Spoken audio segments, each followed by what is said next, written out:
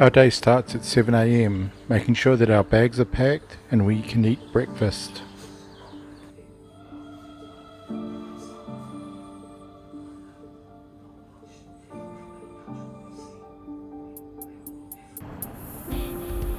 Travelling during COVID is brutal. The check-in staff have to go through everything to ensure that you can enter the country of destination. Vaccination certificates, negative PCR tests, and of course visas. This process took us an hour and a half to complete.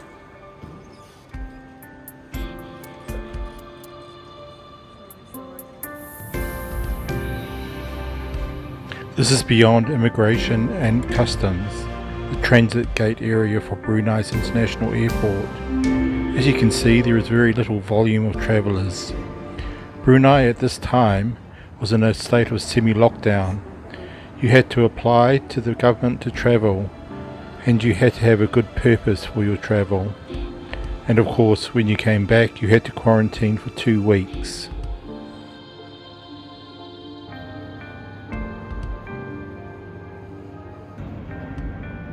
Our plane was 1.5 hours late. This is typical for Brunei, even without COVID.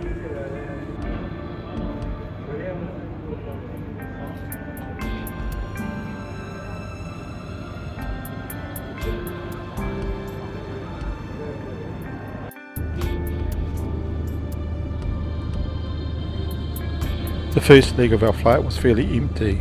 This is again because of the country's strict travel policy. It felt great to be back on an aircraft.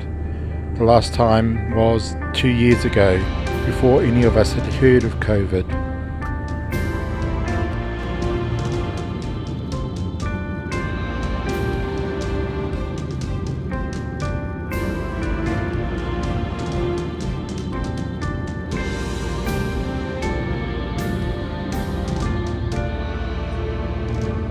Singapore Airlines did a great job of catering. This was basically laksa in a box with a cake for dessert. I'm pretty sure that the serving of food during this time was difficult.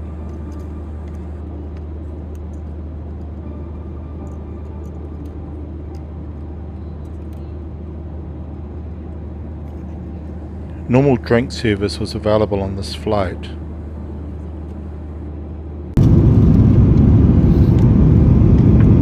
Ladies and gentlemen, please fasten your seatbelts and draw up your window shades. For passengers at the overwing exit, please ensure your window shades are open.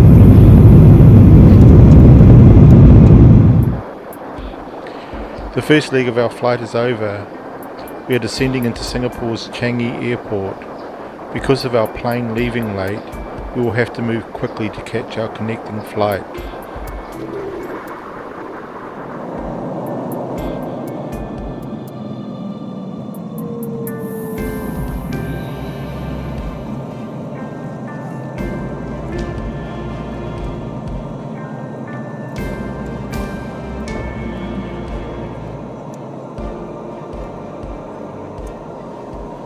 Singapore's airport seems a ghost of its former self. Singapore is one of the largest transportation hubs in Asia and is one of the world's busiest airport by international passenger and cargo traffic. It has also been rated the world's best airport. We are in a hurry because we arrived late. This is the Changi Airport Skytrain. It is an automated people mover that connects Terminals 1, 2 and 3 at Singapore Changi Airport. Opened in 1990, it was the first driverless and automated system of its kind in Southeast Asia. Travelling on the Skytrain is free and an inter-terminal journey takes approximately 4 minutes.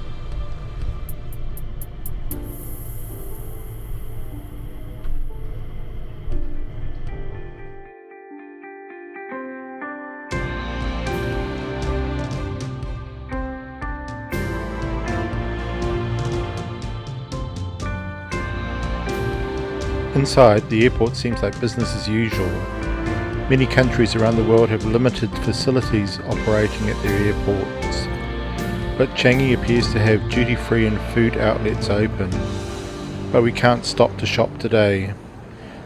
It is interesting to think that in my own country, New Zealand, there are none of these services open, and the security is operated by the New Zealand Armed Forces.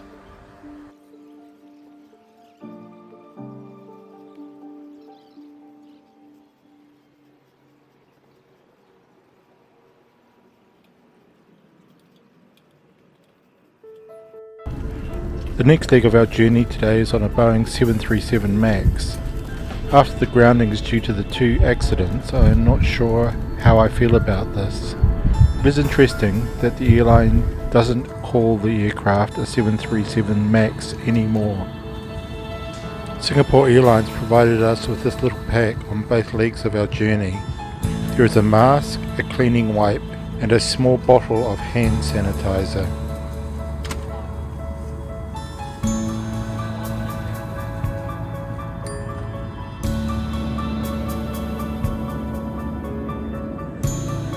Food time again. This time there's a type of beef stew, and Marity got the lo cha, which is sort of like fried noodles. The small orange containers are ice cream, but there was not the usual drink service on this flight. It was also noticeably more busy, with the 3 seats where we were sitting being all full. We are almost there now. Descending into Phnom Penh's airport feels great, and Marity will be able to see her father soon.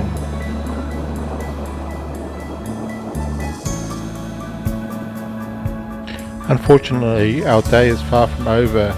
We still have to do immigration, customs, on arrival COVID testing, and as a special bonus this time, filling out a missing bag report.